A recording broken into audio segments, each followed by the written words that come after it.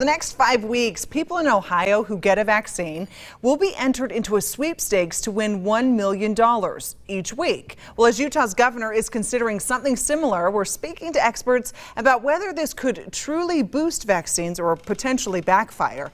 ABC4's Nick McGurk joining us live at the Utah State Capitol with that story. What are you learning, Nick? Well, hey, Emily, on its face, you think, okay, $1 million every week. What is possibly the potential for anything to go wrong? Governor Cox pretty clear about this. The $5 million example, that's not a barrier if we get enough vaccines. He says this is not like incentivizing people to get the flu shot. It is a once in 100-year pandemic that's only going to end when more shots go into arms. Now, the question, though, is this the right approach?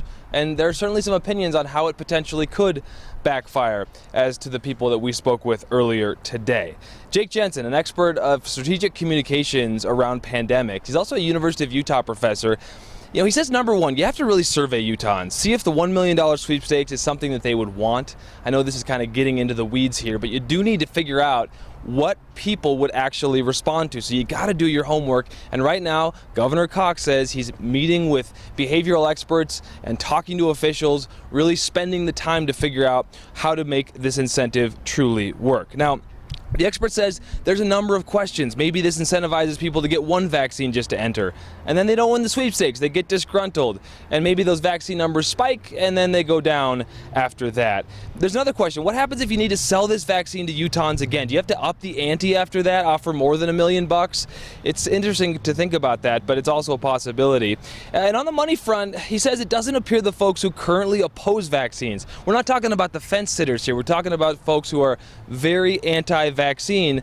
It doesn't seem like they've been classifying this as a money decision. A lot of the arguments that people have been making haven't been very monetary based.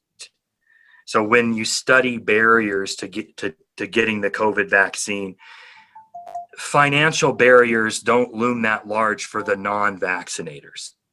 The financial barriers, interesting enough, were looming larger for the vaccinators. So, for example, some people that vaccinated early said things like, I need to get this because I need to get back to work. Now, the governor's saying he can't make this decision alone. The legislature will have to buy in on this. But he's been talking about this all along. Speed, creativity. He's willing to do whatever it takes to put this pandemic in the rearview mirror. And right now, certainly considering this sweepstakes, like we see in Ohio, $1 million a week for folks who have been vaccinated or choose to get vaccinated. We're live at the Capitol. I'm Nick McGurk, ABC4 News.